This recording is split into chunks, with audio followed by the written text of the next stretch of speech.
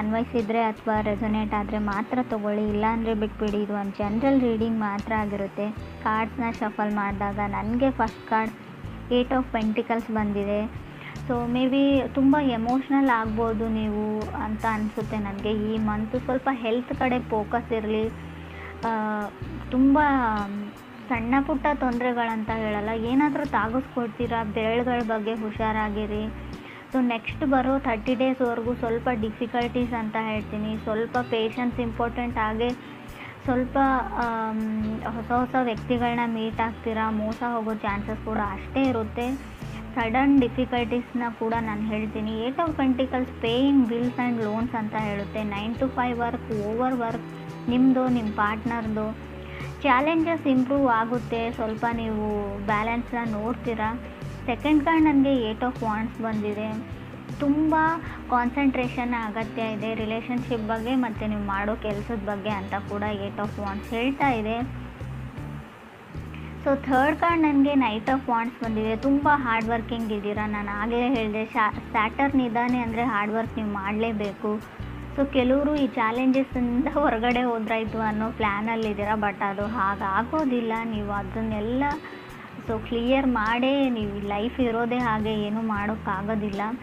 But ಇಲ್ಲಿ ಕೆಲವರು ತುಂಬ ಲೇಝಿ ಇದ್ದೀರಾ. ನೀವು ಕನೆಕ್ಟ್ ಆಗಿರೋ ಪರ್ಸನ್ನು, ಅದ್ರ ಕಡೆ ಕೂಡ ಗಮನ ಕೊಡಿ. ಸ್ವಲ್ಪ ಆ್ಯಕ್ಟಿವ್ ಆಗಿರಿ, ಜಿಮ್ಗೆ ಹೋಗಿ, ವ್ಯಾಯಾಮ ಮಾಡಿ, ಜಾಗಿಂಗ್ ಮಾಡಿ, ಫಿಟ್ನೆಸ್ ಫ್ರೀಕ್ ಆಗಿರಿ ಅಂತ ಕಾರ್ಡ್ ಹೇಳುತ್ತೆ. ಫೋರ್ತ್ ಕಾರ್ಡ್ ನನಗೆ ಏಸ್ ಆಫ್ ವಾಂಡ್ಸ್ ಬಂದಿದೆ. ಟ್ರಾವೆಲ್ ರಿಸ್ಟ್ರಿಕ್ಷನ್ಸ್ ಅಂತ ಹೇಳುತ್ತೆ. ಯಾವುದಕ್ಕೋ ಏನೋ ಪ್ಲ್ಯಾನ್ ಮಾಡಿರ್ತೀರ, ಟ್ರಾವೆಲ್ ಮಾಡಬೇಕು, ನಿಮ್ಮ ಪಾರ್ಟ್ನರ ಮೀಟ್ ಆಗಬೇಕು ಅಂತ. ಸೊ ಅದಾಗೋದಿಲ್ಲ. ಸೊ ಕೆಲಸದ ಒತ್ತಡದಿಂದ ತುಂಬ ಪ್ರೋಗ್ರಾಮ್ಸ್ ಆ್ಯಂಡ್ ಪ್ಲ್ಯಾನ್ಸ್ ಕ್ಯಾನ್ಸಲ್ ಹೋಗೋ ಚಾನ್ಸಸ್ ಇದೆ, ನಿಮ್ಮದು ಅಥವಾ ನಿಮ್ಮ ಪಾರ್ಟ್ನರ್ದು. ಫಿಫ್ತ್ ಕಾರ್ಡ್ ನನಗೆ 7 ಆಫ್ ಸಾರ್ಡ್ಸ್ ಬಂದಿದೆ. ಇಲ್ಯೂಷನ್ಸ್ ಅಂತ ಹೇಳುತ್ತೆ. 7 ಆಫ್ ಸಾರ್ಡ್ಸ್ ಕೆಲವೊಮ್ಮೆ ಭ್ರಮೆಯಲ್ಲಿರೋದನ್ನು ರೀಪ್ರೆಸೆಂಟ್ ಮಾಡುತ್ತೆ. ನೀವು ಭ್ರಮೆಯಲ್ಲಿದ್ದೀರೋ, ನಿಮ್ಮ ಪಾರ್ಟ್ನರ್ ಭ್ರಮೆಯಲ್ಲಿದ್ದಾರೋ, ತುಂಬ ಸುಳ್ಳುಗಳನ್ನ ಹೇಳ್ತೀರಾ. ಅಗತ್ಯ ಇಲ್ಲದೆ ಇದ್ದರೂ ಕೂಡ ನೀವು ತುಂಬ ಸುಳ್ಳನ್ನ ಹೇಳ್ತಿರೋ ಅಥವಾ ನಿಮ್ಮ ಪಾರ್ಟ್ನರ್ ತುಂಬ ಸುಳ್ಳುಗಳನ್ನ ಹೇಳ್ತಾರೋ.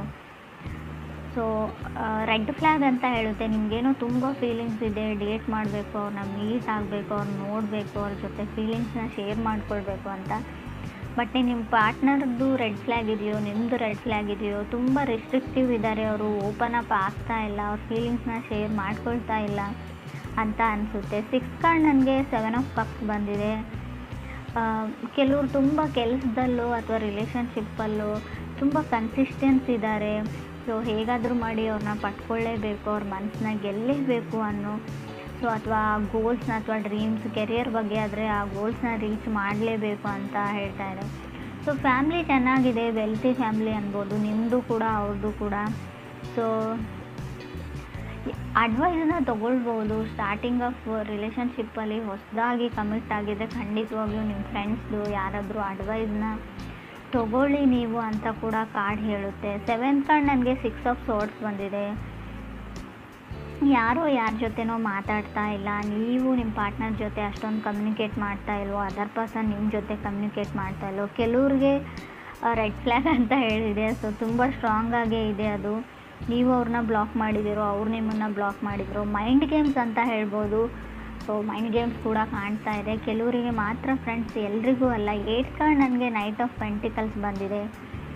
ಸೊ ಅವ್ರ ಕಡೆಯಿಂದ ಅವ್ರು ಮೂವ್ ಮಾಡೋದನ್ನು ಸ್ಟಾಪ್ ಮಾಡಿರ್ಬೋದು, ಅವ್ರ ಎಫರ್ಟ್ನ ಸ್ಟಾಪ್ ಮಾಡಿರ್ಬೋದು. ಮುಂಚಿನ ಥರ ಅವ್ರ ಮೆಸೇಜಸ್ನ ಮಾಡಲ್ಲ, ಕಾಲ್ನ ಮಾಡಲ್ಲ.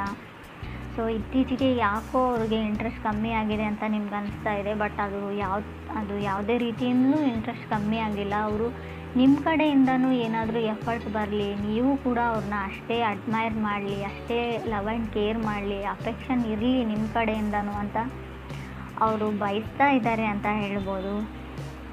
9th ಕಾರ್ಡ್ ನನಗೆ ಸ್ಟಾರ್ ಕಾರ್ಡ್ ಬಂದಿದೆ. ಲರ್ನಿಂಗ್ ಕರ್ವಲ್ಲಿ ಇದ್ದೀರಾ ರೈಟ್ ನಾವು, ನೀವು ಅಥವಾ ಅವ್ರಿಗೂ. ಸ್ಟಾರ್ ಕಾರ್ಡ್ ಇರೋದ್ರಿಂದ ಹೋಪ್ ಇದೆ, ನಂಬಿಕೆ ಇದೆ ನಿಮ್ಮ ಮೇಲೆ, ಅವ್ರ ಮೇಲೆ ನಿಮಗೆ. ಸೊ ಚೇಂಜಸ್ ಇನ್ ರಿಲೇಷನ್ಶಿಪ್ ಅಂತ ಹೇಳುತ್ತೆ ಸ್ಟಾರ್ ಕಾರ್ಡ್ ಕೂಡ. 10th ಕಾರ್ಡ್ ನನಗೆ 6 ಆಫ್ ಪೆಂಟಿಕಲ್ಸ್ ಬಂದಿದೆ.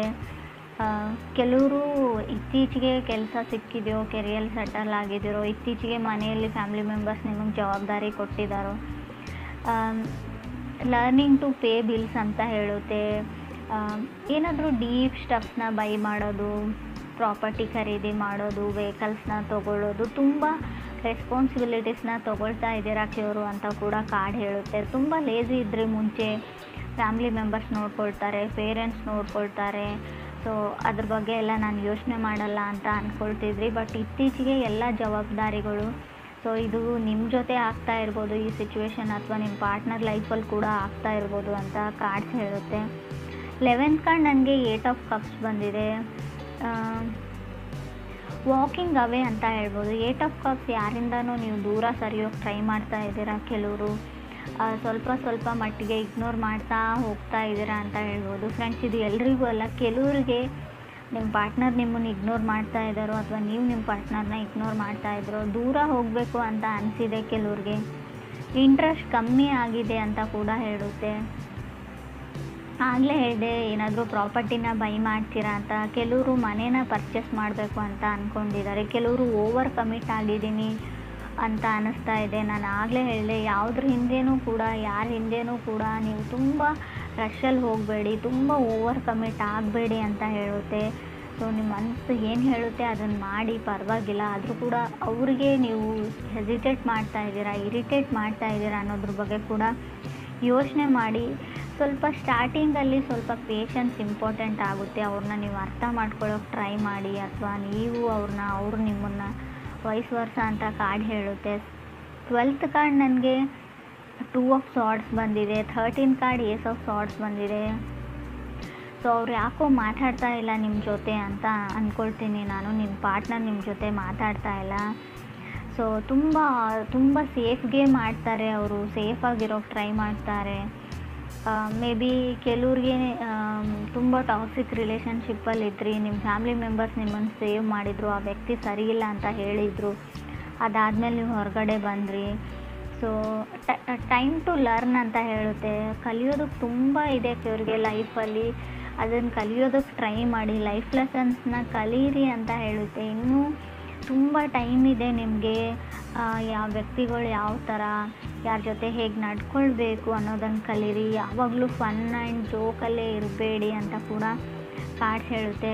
ಕೆಲವೊಮ್ಮೆ ನೀವು ಮಾಡೋ ಜೋಕು ಕೆಲವ್ರಿಗೆ ತುಂಬ ಹಾರ್ಟ್ ಆಗಿದೆ ಅಂತ ಕೂಡ ಹೇಳುತ್ತೆ. 6 ಆಫ್ ಪೆಂಟಿಕಲ್ಸ್ ಮತ್ತು 8 ಆಫ್ ಕಪ್ಸ್ ಇರೋದ್ರಿಂದ ಸೊ ನೀವು ಜೋಕ್ ಅಂತ ಮಾಡ್ತೀರಾ, ಬಟ್ ಏನೋ ಯಾರಿಗೋ ಹರ್ಟ್ ಮಾಡಿದ್ದೀರಾ, ಇದರಿಂದ ಅವ್ರು ಶಟ್ ಡೌನ್ ಆಗಿದ್ದಾರೆ, ಕಮ್ಯುನಿಕೇಟ್ ಮಾಡ್ತಾ ಇಲ್ಲ, ನಿಮ್ಮ ಜೊತೆ ಮಾತಾಡ್ತಾ ಇಲ್ಲ, ಇತ್ತೀಚೆಗೆ ಯಾಕೋ ಇಗ್ನೋರ್ ಮಾಡ್ತಾ ಇದ್ದಾರೆ. ರಿಜೆಕ್ಟೆಡ್ ಫೀಲಿಂಗಲ್ಲಿ ನೀವಿದ್ದೀರೋ, ನಿಮ್ಮ ಪಾರ್ಟ್ನರ್ ಇದ್ದೀರೋ, ತುಂಬ ಏನೋ ಮೊದಲಿನ ಥರ ಇಲ್ಲ, ತುಂಬ ಚೇಂಜಸ್ನ ನೋಡ್ತಾ ಇದ್ದೀನಿ, ಸ್ವಲ್ಪ ಚೇಂಜ್ ಆಗ್ತಾ ಇದ್ದಾರೆ ನನ್ನ ಪಾರ್ಟ್ನರ್ ಅಂತ ಅನ್ನಿಸ್ತಾ ಇದೆ ನಿಮಗೆ. ಇದರಿಂದ ಟ್ರಿಗರ್ ಆಗ್ತಾ ಇದ್ದೀರಾ, ಇಬ್ಬರಲ್ಲೊಬ್ಬರು ಹರ್ಟ್ ಆಗ್ತಾ ಇದೆ ನಿಮಗೆಲ್ಲೋ ಒಂದು ಕಡೆ, ಬಟ್ ನೀವು ಅದನ್ನು ಓಪನ್ ಆಗಿ ಅವ್ರ ಜೊತೆ ಡಿಸ್ಕಸ್ ಮಾಡಿಲ್ಲ. ಸೊ ಅದನ್ನು ಕೇಳಿಬಿಡಿ, ಅವ್ರಿಗೆ ಏನು ಪ್ರಾಬ್ಲಮ್ಮು, ಏನು ನಡೀತಾ ಇದೆ ಅಂತ. ಸೊ ಒಂದು ಸಲ ಕ್ಲಿಯರ್ ಮಾಡಿಕೊಂಡು, ಸೊ ಅದರಿಂದ ಅವ್ರಿಗಿಷ್ಟ ಇಲ್ಲ ಅಂದರೆ ಅದರಿಂದ ಹೊರಗಡೆ ಬನ್ನಿ ಅಂತಲೇ ನಾನು ಹೇಳ್ತೀನಿ. ಸೊ ಬೀಯಿಂಗ್ ಹ್ಯಾಪಿ ಅಂತ ಅನಿಸುತ್ತೆ, ಖುಷಿಯಾಗಿದ್ದೀರಾ, ಬಟ್ ಚಾಲೆಂಜಸ್ ಸ್ವಲ್ಪ ಜಾಸ್ತಿ ಇದೆ ಫೆಬ್ರವರಿಯಲ್ಲಿ ಕಟಕ್ ರಾಶಿಯವ್ರಿಗೆ. ಚಾಲೆಂಜಸ್ ಅಂದರೆ ತುಂಬ ಕಷ್ಟಗಳು ಬರ್ತವೆ ಅಂತ ಅಲ್ಲ, ಸ್ವಲ್ಪ ಬ್ಯುಸಿಯಾಗಿರ್ತೀರ, ತುಂಬ ಕೆಲಸಗಳಿರ್ತವೆ, ಓಡಾಟ ಇರುತ್ತೆ, ಶಾಪಿಂಗ್ ಇರುತ್ತೆ, ಪರ್ಚೇಸ್ ಇರುತ್ತೆ, ಕೆಲವು ಜವಾಬ್ದಾರಿಗಳಿರುತ್ತೆ, ಪೂಜೆ ಇರುತ್ತೆ. ಸೊ ಮನೆಗೆ ನೆಂಟರು ಬರ್ಬೋದು, ತುಂಬ ಅಂದರೆ ತುಂಬ ಟ್ರಾವೆಲಿಂಗ್ ಕೂಡ ಇರುತ್ತೆ. ಆಲ್ರೆಡಿ ಕೆಲವರು ಟ್ರಾವೆಲಿಂಗ್ನ ಮುಗಿಸ್ಕೊಂಡು ಬಂದಿರ್ಬೋದು. ಕೆಲವ್ರಿಗೆ ಬಹಳ ಬೇಗ ಈ ಡಿಫಿಕಲ್ಟೀಸ್ ಎಂಡ್ ಆಗುತ್ತೆ, ಕೆಲವ್ರಿಗೆ ಮಂತ್ ಕೊನೆಯಲ್ಲಿ ಕೂಡ ಎಂಡ್ ಆಗ್ಬೋದು ಡಿಫಿಕಲ್ಟೀಸ್. ಬಟ್ ಯೋಚನೆ ಮಾಡೋ ಅಗತ್ಯ ಇಲ್ಲ, ಸ್ವಲ್ಪ ಹೆಲ್ತ್ ಕಡೆ ಜಾಸ್ತಿನ ಗಮನ ಕೊಡಿ ನೀವು ಅಂತ ಹೇಳ್ಬೋದು. ಸಡನ್ನಾಗಿ ಕೋಲ್ಡ್ ಆಗ್ಬೋದು, ಸಡನ್ನಾಗಿ ವೆದರ್ ಚೇಂಜ್ ಆಗೋದ್ರಿಂದ, ಟ್ರಾವೆಲ್ ಮಾಡಿ ಬೇರೆ ಊರು ಅಥವಾ ಸಿಟಿಗೆ ಹೋಗೋದ್ರಿಂದ ಸಡನ್ ಹೆಲ್ತ್ ಇಶ್ಯೂಸ್ ಬರ್ಬೋದು. ನಡೆಯುವಾಗಲೂ ಅಥವಾ ಶೂಸ್ ಅಥವಾ ಏನಾದರೂ ಇದ್ರೂ ಕೂಡ ಸ್ವಲ್ಪ ಚೆನ್ನಾಗಿರೋ ಶೂಸ್ನ ಹಾಕ್ಕೊಂಡಿರಿ ಅಂತ ನಾನು ಹೇಳ್ತೀನಿ. ಬೆರಳುಗಳ ಬಗ್ಗೆ ಸ್ವಲ್ಪ ಕೇರ್ಫುಲ್ ಆಗಿರಿ. ಕೊನೆಯದಾಗಿ ಹೇಳೋದಾದ್ರೂ ನಾನು ಅದನ್ನೇ ಹೇಳ್ತೀನಿ.